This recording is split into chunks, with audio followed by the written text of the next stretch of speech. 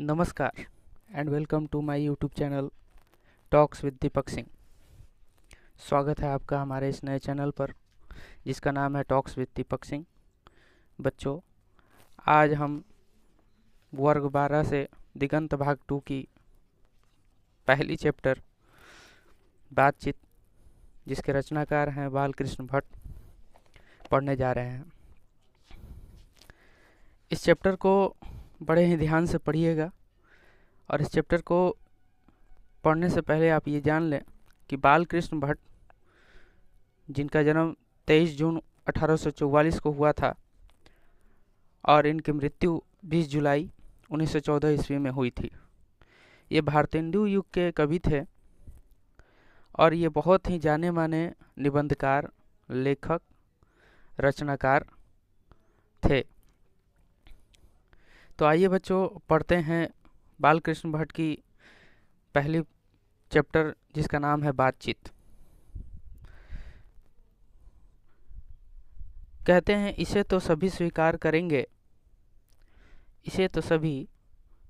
करेंगे कि अनेक प्रकार की शक्तियाँ जो वरदान की भांति ईश्वर ने मनुष्य को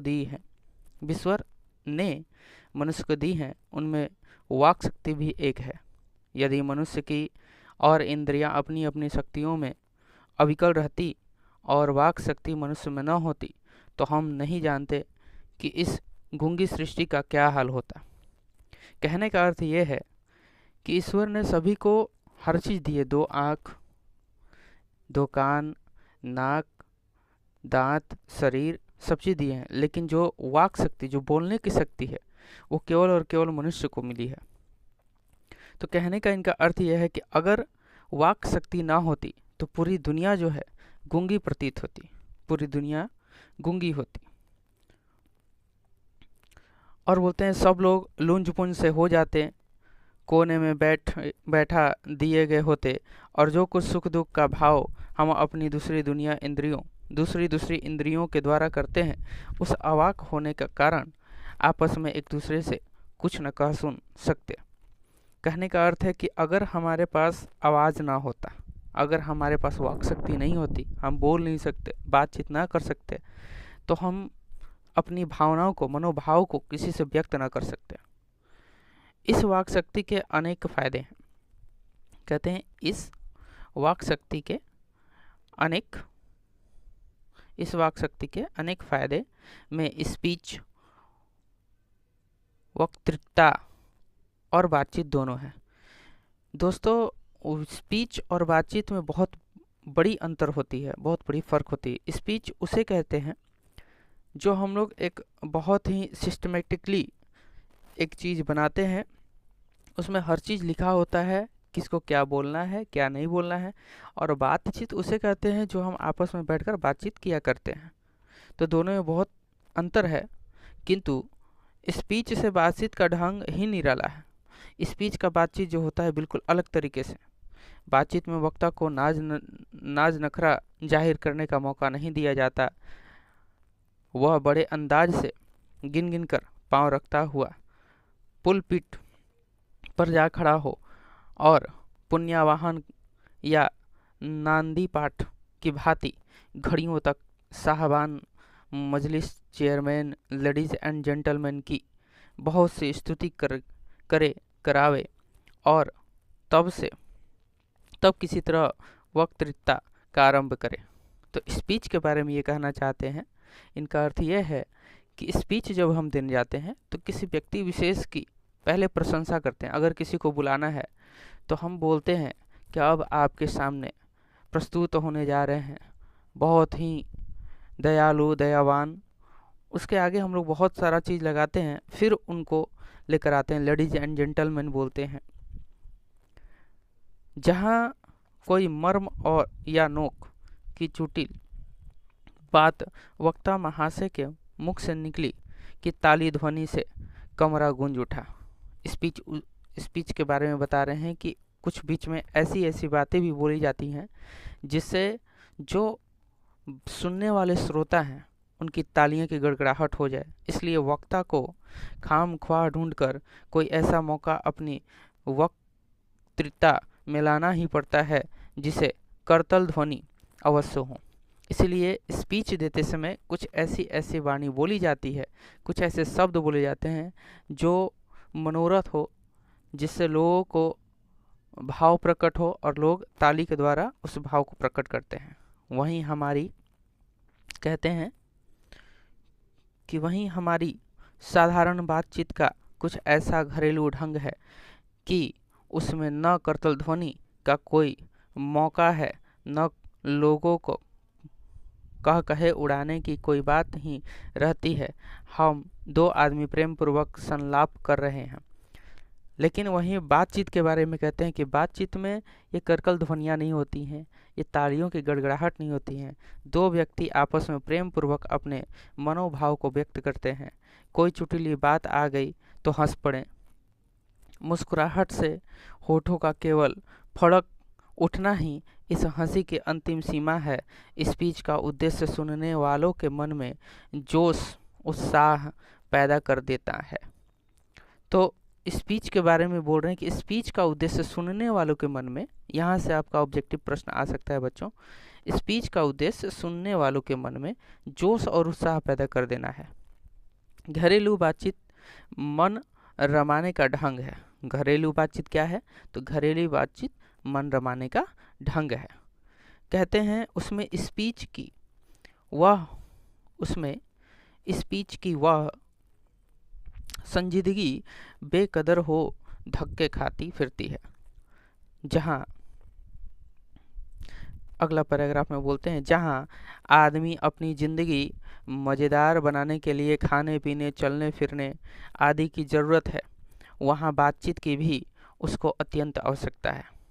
कहने का अर्थ यह है कि जहाँ हम लोग हर चीज़ करते हैं, खाते पीते हैं, अगर हम खाते पीते रहें, घूमते फिरते रहें, हर काम करते रहें और अगर बोल ना पाएँ, किसी से बात ना कर पाएँ, तो ये लगेगा कि कुछ छूट रहा है। तो कहते हैं कि घूमते फिरते, खाते पीते, चलते फिरते क्या करना है? एक बातचीत भी ऐसा है जो अत्यंत आवश्यक है।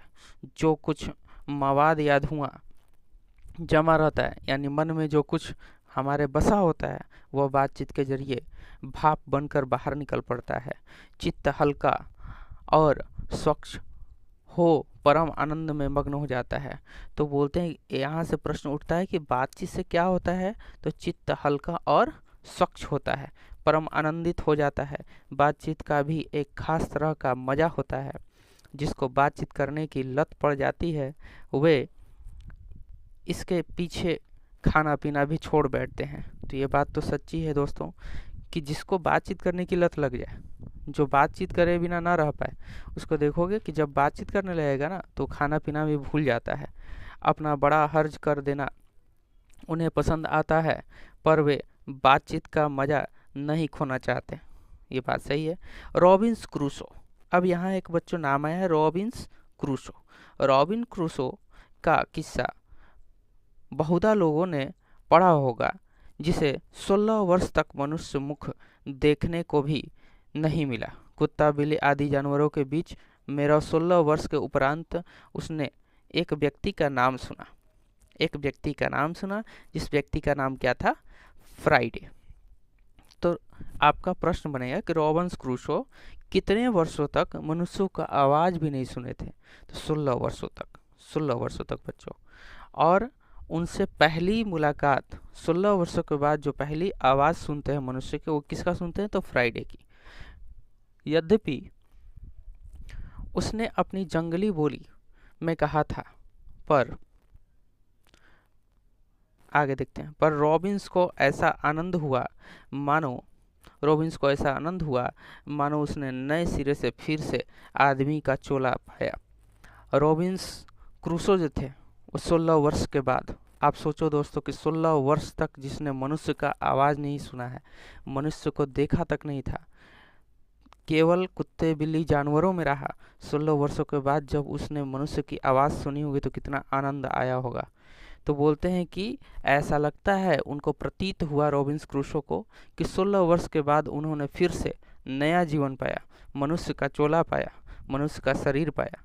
इससे सिद्ध होता है कि मनुष्य की वाक शक्ति में कहाँ तक लुभा लेने की ताकत है, जिनसे केवल पत्र व्यवहार है, जिनसे केवल पत्र व्यवहार है, यानी हम जिनसे केवल पत्रों के द्वारा बात करते हैं।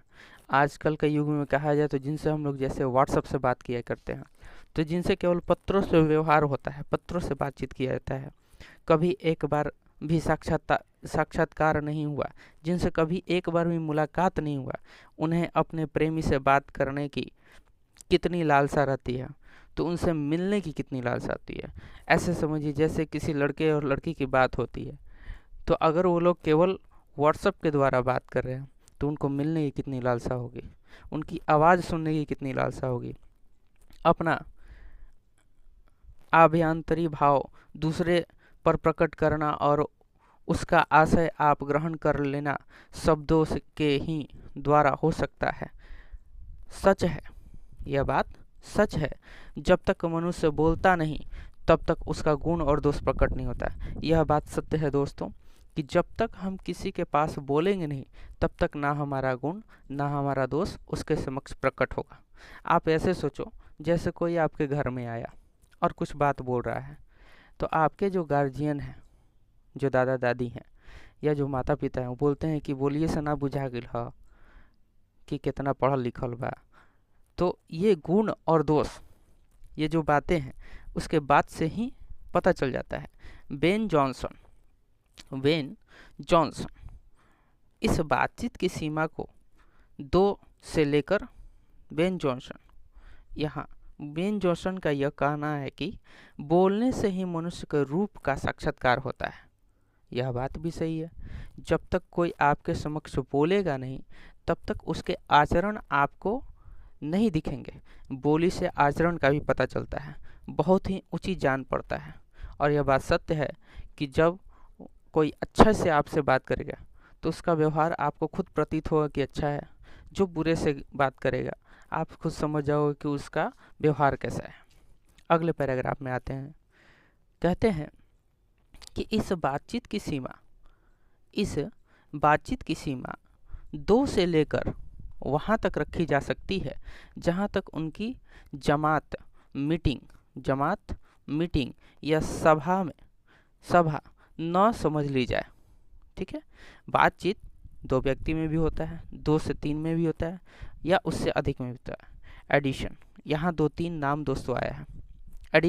एडिशन कहते हैं, एडिशन का मत है, यानी एडिशन कहते हैं, एडिशन का कहना है कि असल बातचीत सिर्फ 2 व्यक्तियों में हो सकती है।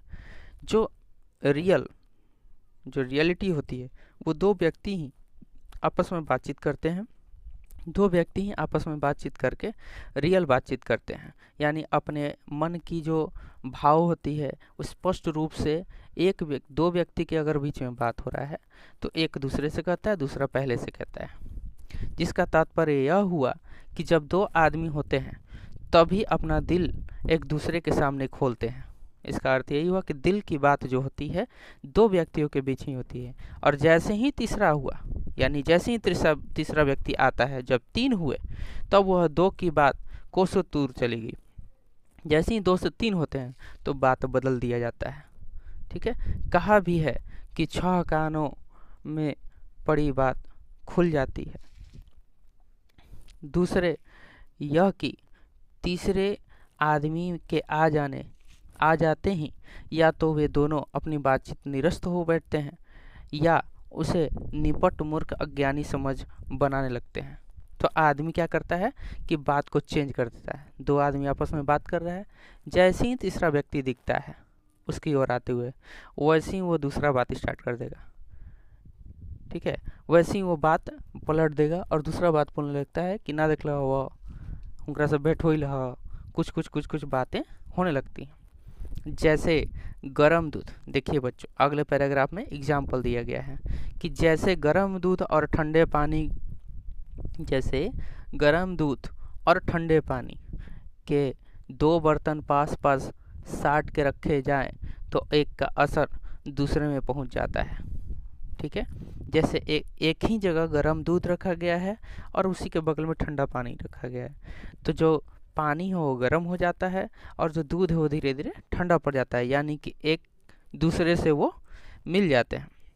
बोलते हैं अर्थात दूध ठंडा हो जाता है और पानी गर्म हो जाता है, वैसे ही दो आदमी पास बैठे हों तो एक का गुप्त असर दूसरे पर पहुंच जाता है। वैसे ही अगर दो व्यक्ति का बात हो रहा है, दो व्यक्तियों के बीच में बात हो रहा है, तो एक व्यक्ति का असर दूसरे व्यक्ति में पहुंच जाता है, चाहे एक दूसरे को देखे भी नहीं, चाहे वो बिना देखे बात करें, लेकिन एक व्यक्ति का असर दूसरे व्यक्ति में पहुंच जाता है दूसरे का पहले में।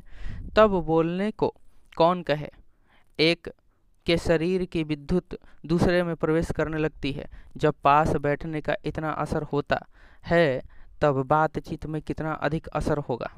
अगर पास बैठने से इतना, कहने का अर्थ है कि अगर केवल पास में रहने से गर्म दूध ठंडा हो जाएगा और ठंडा पानी जो है वो गर्म हो सकता है, तो बातचीत करने से कितना असर हो सकता है, इसे कौन न स्वीकार करेगा, इसे कौन न स्वीकार करेगा। अस्तु, अब इस बात को तीन आदमियों के साथ देखना चाहिए। अब तीन व्यक्ति की बात होने की, मानो एक त्रिकोण सा बन जाता है, तीनों चित्त मनो तीन कोण, और तीनों की मनोवृत्ति में प्रसरण की धारा मानो उस त्रिकोण की तीन रेखाएं हैं।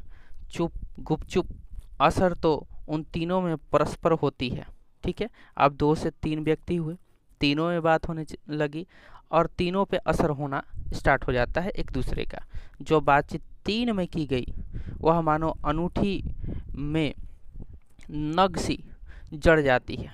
जैसे अंगूठी है, उसमें एक नग को जोड़ दिया जाता है, वैसे ही 3 व्यक्ति में बात होती है।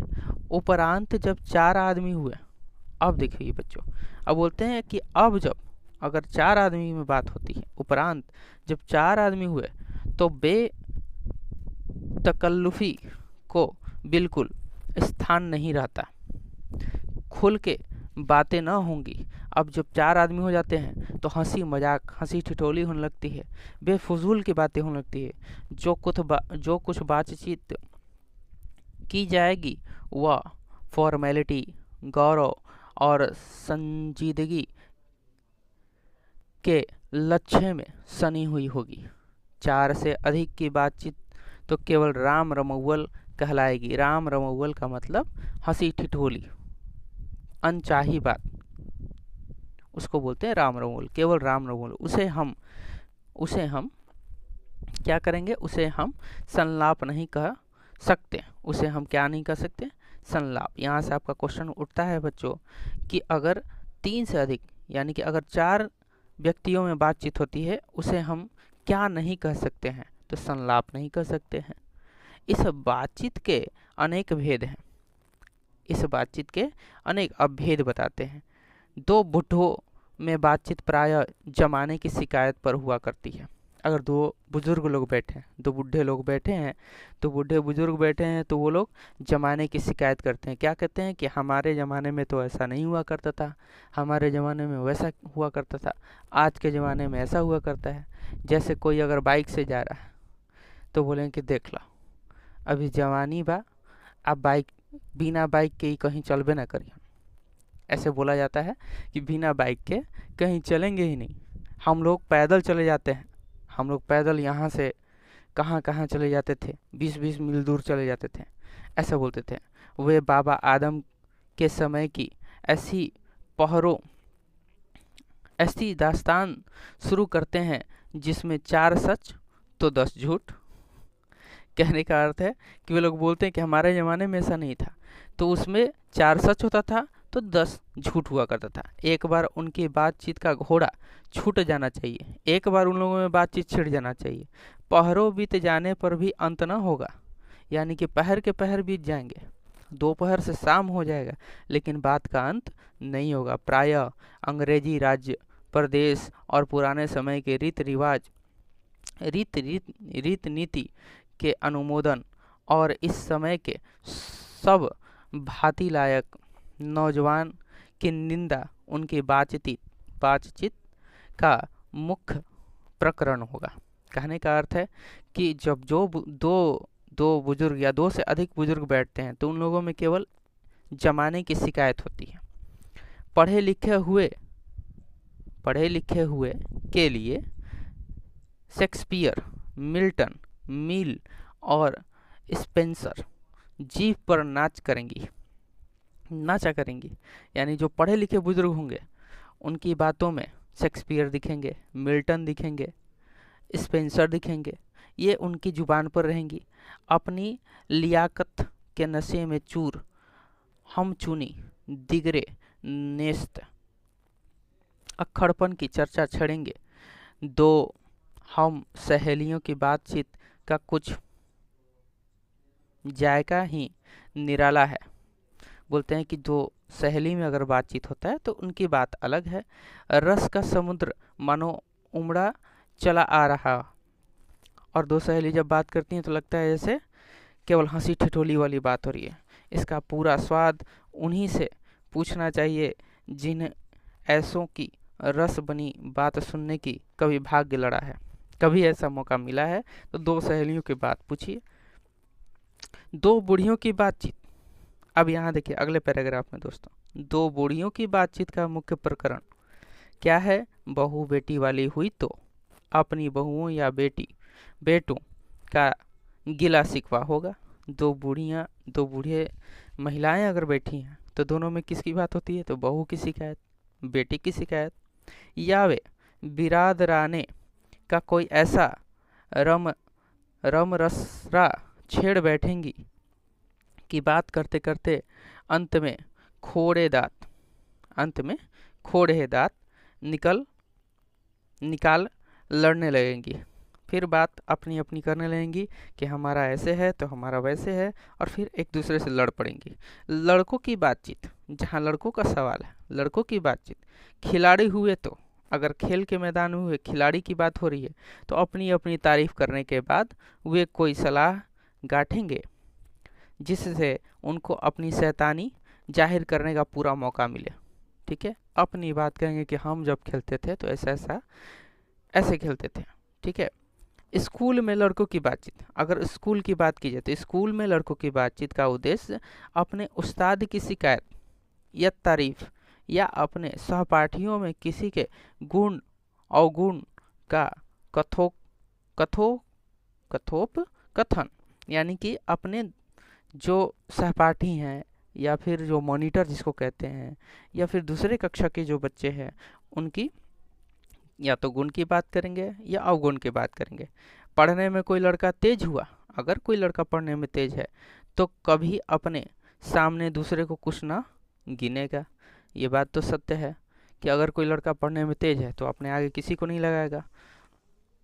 सुस्त और बोंदा हुआ तो दबी बिल्ली का सा स्कूल भर को अपना गुरु ही मानेगा। अगर कोई भोंदू लड़का है तो पूरे स्कूल को अपना गुरु मानेगा। इसके अलावा बातचीत की और बहुत सी किस्में हैं। राजकाय की बात, व्यापार संबंधी बातचीत, दो मित्रों में प्रेमालाप इत्यादि। हमारे देश में अशिक्षित लोगों में बतकही होती है। अगर अशिक्षित लोग बात कर रहे हैं तो उसको हम लोग बतकही कहते हैं। लड़की लड़के वालों की ओर से एक एक आदमी बीचवई जिसको हम लोग अगुआ बोलते हैं, बीचवई होकर दोनों में विवाह संबंध की कुछ बातचीत करते हैं। लड़की पक्ष लड़का के घर जाता है और लड़का पक्ष लड़की के घर आता है। उसमें जो अगुआ होता है दोनों को मिलाप कराता है, और वो मिलाप करने का कारण क्या होता है? बातचीत होता है। उस दिन से बिरादरी वालों को जाहिर कर दिया जाता है कि अमुक मतलब इस लड़की की शादी अमुक लड़के के साथ विवाह पक्का हो गया। उस मोहल्ले में हल्ला हो जाता है कि इसका विवाह उससे बातचीत करते करते लोग बता देते हैं, और यह रमस बड़े उत्साह के साथ की जाती है और यह बड़ी उत्साह से बोला जाता है। चंडू खाने की बात भी निराली होती है। निदान बात करने के अनेक प्रकार और ढंग। तो चलिए बच्चों अगला पैराग्राफ देखते हैं। अगले पैरा में बालकृष्ण भट्ट जी कहते हैं कि यूरोप के लोगों में बात करने का हुनर है। यूरोप के लोगों के बारे में बताते हैं कि यूरोप के लोगों में बात करने का हुनर है, जिसे हम आर्ट ऑफ कन्वर्सेशन यहाँ तक बढ़ा है।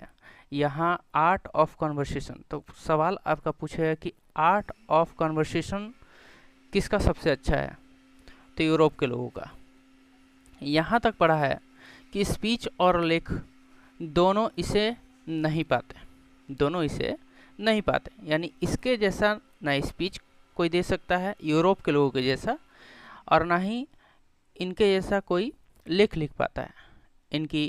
इसकी पूर्ण शोभा काव्य कला प्रवीण विद्वान मंडली में है। ऐसे चतुराई के प्रसंग छेड़े जाते हैं कि जिन्हें सुन कान को अत्यंत खुशी मिलता है। ठीक है, तो ऐसा कहना है कि यूरोप के लोगों में बोलने की वाक शक्ति इतनी अच्छी है कि यहाँ के लोग बोलेंगे तो कान जो है सुनकर अत्यंत प्रसन्न हो जाइएगा, आप मन प्रसन्न हो जाएगा। सुहृदय गोष्ठी इसी का नाम है, और इसी को हम लोग सुहृदय मतलब हृदय से सुहृदय गोष्ठी कहते हैं। ठीक है, सुहृदय गोष्ठी की बातचीत की यह तारीफ है कि बात करने वालों की लियाकत अथवा पंडिताई का अभिमान या कपट नहीं कहीं एक बात में भी प्रकट न हो। सुहृदय कहने का मतलब लेखक का ये है, यानी बालकृष्ण का मतलब ये है, बालकृष्ण भट्ट जी का मतलब ये है कि सुहृदय यानी जो वाक शक्ति में जो अपने प्रति कोई भी तारीफ न लाए, ठीक है, कोई तारीफ ना बोले, केवल स्पष्ट बात को बोले, उसको बोलते सुहृदय बात को कहना। बोलते वर्ण क्रम में रसाभास पैदा करने वाले शब्दों को बरकते हुए चतुर सयाने अपनी बातचीत को सरस रखते हैं। वह रस हमारे आधुनिक शुष्क पंडित की बातचीत में, जिसे शास्त्रार्थ कहते हैं, कभी आवेग ही नहीं। मुर्ग और बटेर, यहाँ देखिएगा दोस्त, मुर्ग और बटेर की लड़ाइयों की झपटा झपटी के समान उनकी नीरस काँव काँव में सरस संलाप की चर्चा ही चलाना व्यर्थ है। कहने का अर्थ ये है कि जिसको ज्ञान ना होगा वो बात करते करते लड़ाई करने लगेंगे, जैसे मुर्ग और बटेर करने लगते हैं, काँव काँव करने लगते हैं, वर्ण कपट और एक दूसरे को अपने पंडित्य के प्रकाश से बाद में परास्त करने का संघर्ष आदि रसाभास की सामग्री वहाँ बहुतायत के साथ आपको मिलेगी।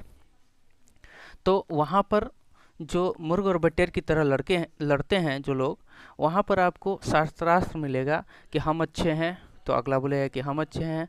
ऐसी बात यूरोप के लोगों में नहीं थी। आगे बढ़ते हैं, आगे बढ़ते हैं। आगे कहते हैं कि आगे लेखक का क्या नाम है कि घंटे भर तक काँव काँव करते रहेंगे तो कुछ ना होगा। घंटे भर तक लड़ाई झगड़ा करेंगे, बेकार की बातें करेंगे तो कुछ नहीं होगा। बड़ी बड़ी कंपनी और कारखाने आदि बड़े से बड़े काम इसी तरह पहले दो चार दिली दोस्तों की बातचीत से शुरू किए गए। तो बोलते हैं कि जो बड़ी बड़ी कंपनियां हैं वो भी किसी दिन छोटे लोग होंगे, उसके मालिक कभी बातचीत शुरू किया होगा, और बातचीत के उपरांत ही बढ़ते बढ़ते यहाँ तक बढ़े कि हजारों मनुष्य की उनसे जीविका चलने लगी और साल में लाखों की आमदनी होने लगी। यह बातचीत का ही नतीजा है कि लोग बातचीत करके कोई कंपनी खोले, और धीरे धीरे उसमें जो एम्प्लॉय है वो भी बातचीत ही करता है एक दूसरे से। 25 वर्ष के ऊपर वालों की बातचीत अवश्य ही कुछ ना कुछ सारग भीर्त होगी। यानी कि जो 25 साल के उम्र से बड़े लोग होते हैं उनकी बातचीत में अनुभव दिखेगा, दूरंदेशी से खाली ना होगी। दूरंदेशी देखेगी कि दूर से, यानी कि दूरस्थ उनकी नज़र होगी कि आगे आने वाले समय में क्या होगा। 25 से नीचे की बातचीत में यद्यपि अनुभव, दूरदर्शिता और गौरव नहीं पाया जाता, और जो लोग 25 के नीचे की उम्र के होते हैं उनमें दूरदर्शिता नहीं होती है, अनुभव नहीं होता है, पर इसमें एक प्रकार का ऐसा दिल बहलाव और ताजगी रहती है जिसकी मिठास उससे 10 गुनी चढ़ी बड़ी है। लेकिन उनमें ताजगी होती है, दिलचस्पी वाली बातें होती हैं, हंसी मजाक ठिठोली होती है। लेखक का कहने का ये अर्थ है। अगले पैराग्राफ को देखते हैं दोस्तों। कहते हैं कि यहाँ तक हमने बाहरी बातचीत का हाल लिखा है। बोलते हैं कि यहाँ तक ये जो कहानी है, इस कहानी तक जहाँ तक हम लोगों ने पढ़ा, यहाँ तक ये बाहरी बातचीत की बात कर रहे हैं, जिससे दूसरे फरीक के होने की बहुत आवश्यकता है, बिना किसी दूसरे मनुष्य के हुए जो किसी तरह संभव नहीं है, और जो दो ही तरह पर हो सकता है। यानी कि अभी तक जो लेखक लिख रहे थे तो बोल रहे हैं कि बातचीत करने के लिए दो मनुष्य का होना अति आवश्यक है। 2 से 3 हो जाए तो और अच्छे, 3 से 4 हो जाए तो अति सुंदर, और बात जो है हंसी ठिठोली वाली होने लगती है। अब बोलते हैं यहाँ तक बाहरी बात थी, अब या तो कोई हमारे यहाँ कृपा करे या हम ही जाकर दूसरे को कृतार्थ करें। मतलब है कि किसी के यहाँ हम गए बातचीत करने के लिए, या कोई हमारे यहाँ आया, पर यह सब तो दुनियादारी है। ये तो दुनियादारी है कि हम किसी के यहाँ जाते हैं, कोई हमारे यहाँ, जिसमें कभी कभी रसाभास होते देर नहीं लगती, कभी कभी हंसी ठिठोली होने लगती है, क्योंकि जो महाशय अपने यहाँ पधारे हैं उनकी पूरी दिलजोई न हो सकती तो शिष्टाचार में त्रुटि हुई। तो बच्चों, कहने का मतलब है कि अगर कोई महाशय हमारे यहाँ पधारे हैं, आए हैं, और उनकी शिष्टाचार यानी कि उनका सेवा सत्कार ना किया जाए तो फिर शिकायत की बात होती है। अगर हम ही किसी के यहाँ गए, अभी हम ही उनके यहाँ गए, तो पहले तो बिना बुलाए जाना ही अनादर का मूल है। पहले तो बिना बुलाए किसी के यहाँ जाना नहीं चाहिए, और अगर चले भी गए और जाने पर अपने मन माफिक बर्ताव न किया जाए तो मानो दूसरे प्रकार का नया घाव हुआ। अगर गए भी और कोई बर्ताव अच्छा नहीं किया तो बड़ा ठेस पहुंचता है, दिली में बड़ा दुख होता है। इसलिए सबसे उत्तम प्रकार बातचीत करने का हम यही समझते हैं, लेखक का कहना है कि सबसे उत्तम तरीका बातचीत करने का हम यही समझते हैं कि हम, आगे आते हैं, ये लास्ट अंतिम पैराग्राफ है, कि हम वह शक्ति अपने में पैदा कर सकें कि वह शक्ति अपने अंदर पैदा कर सकें कि अपने आप बात कर लिया करें। कहने का अर्थ, हमारी भीतरी मनोवृत्ति प्रतिक्षण नए नए रंग दिखाया करती है। हमारी भीतरी मनोवृत्ति, अब देखोगे यहाँ बच्चों, हमारी भीतरी मनोवृत्ति जो हम मन में सोचते हैं वो नए नए रंग दिखाया करती है। वह प्रपंचात्मक संसार का एक बड़ा भारी आईना है। अगर कहने का मतलब है, अगर तुमको बात करना ही है आपको, तो आईना के सामने खड़े होकर देखिए, अपने मन के भीतर झांकिए, जिसमें जैसी चाहो वैसी सूरत देख लेना। कुछ दुर्घट बात नहीं है, और जो एक ऐसा चमनिस्तान है, जो एक ऐसा चमन है, यानी ऐसा एक चमन है जिसमें हर किस्म के बेल बूटे खिले हुए हैं। जैसा आप सोचोगे मन मस्तिष्क में, वैसा आपको नज़ारा दिखेगा। ऐसे चमनिस्तान की सौर में क्या कम दिल बहलाव है मित्रों का प्रेमलाप, कभी इसकी 16वीं कला तक भी न पहुंच सका। इसी सैर का नाम ध्यान या मनोयोग का चित्त को एकाग्र करना है, जिसका साधन 1-2 दिन का काम नहीं। जिसका साधन 1-2 दिन का काम नहीं। जैसे हम साधना करते हैं, मेडिटेशन जिसको बोलते हैं, कभी आप चित्त लगाइए, कभी एकांत में बैठिए और सोचिए कि आप मन से बात कीजिए, परमात्मा से बात कीजिए, आपको बड़ा मज़ा आएगा। तो कहने का अर्थ यही है कि साधना जो है 1-2 दिन का काम नहीं है। वर्षों के अभ्यास के उपरांत यदि हम थोड़ी भी अपनी मनोवृत्ति स्थिर कर अवाक हो अपने मन के साथ बातचीत कर सके तो मानो अहोभाग्य। कहने का अर्थ है कि अगर हम अपने दिल के अंदर झांक कर, आँखों को बंद करके अपने आप से बात करते हैं तो ये अहोभाग्य की बात है। एक वाक्य शक्ति मात्र के दमन से न जाने कितने प्रकार का दमन हो जाएगा। हमारी जिह्वा कतरनी के समान सदा स्वच्छंद चला करती है। कतरनी यानी कैंची के समान हमारी जिह्वा चलती है। उसे यदि हमने काबू में कर लिया तो क्रोधाधिक बड़े बड़े अजय शत्रुओं को बिना प्रयास जीत अपने वश में कर डाला। अगर हम अपनी जुबान पर, जिह्वा पर काबू कर लें तो बड़े बड़े शत्रु हमारी तरफ हो जाएंगे। कहने का अर्थ ये है। आगे आते हैं, आगे कहते हैं कि इसलिए अवाक रह अपने बातचीत करने का यह साधन यावत साधनों का मूल है, शक्ति परम पूज्य मंदिर है, परमार्थ का एकमात्र सोपान है। तो बालकृष्ण भट्ट जी जो हमारे लेखक हैं वो बताते हैं कि दो लोगों से बात हो तो अच्छा है, दो लोगों में मन मंदिर की बात होती है, मन की बात होती है, दिल की बात होती है, दिल से दिल मिलते हैं। 2 से 3 होते हैं तो हंसाभास होता है, 3 से 4 होते हैं तो रसाभास होता है। और अगर हम सबसे उत्तम बात करें तो अपने मन मंदिर में झांक कर यानी मेडिटेशन करके एकाग्रचित्त होकर अपने मन से बात करें तो ये अति उत्तम है। तो बच्चों, आज हम लोगों ने दिगंत भाग 2 का पहला चैप्टर पढ़ा, बालकृष्ण भट्ट की रचना बातचीत। इसकी जो पूरी प्रश्न उत्तर है आपके लिंक में दे दिया गया है। ऐसी ही वीडियो और पाने के लिए लाइक कीजिए, सब्सक्राइब कीजिए और हमारे बेल आइकन को दबा दीजिएगा ताकि ऐसे ही वीडियो आपके पास हमेशा आते रहें। धन्यवाद।